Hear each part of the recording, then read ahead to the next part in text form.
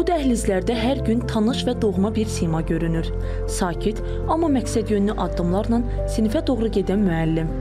O şəxsi həyatında çox maneə aşsa da, bunu heç vaxt əlində şüar etmir. Sadəcə işini sevir, şagirdlərini sevir və hər gün onlara biraz daha yaxşı insan olmağı öyrətmək istəyir.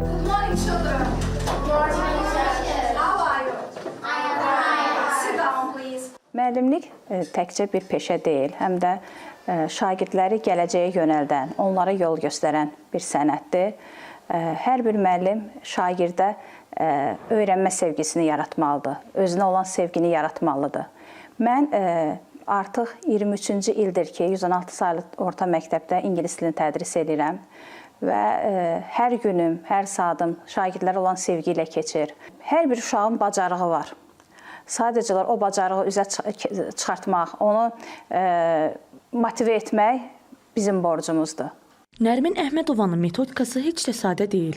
Hər izahın altında bir həyat dərsi var.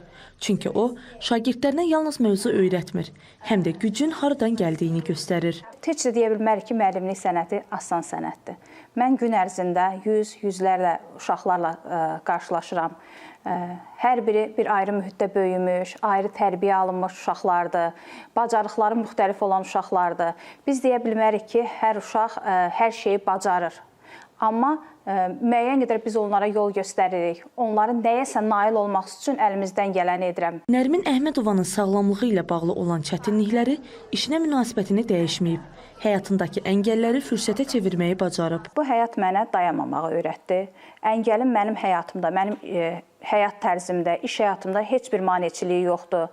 Yorulmadan, əzmlə öz yoluma davam edirəm.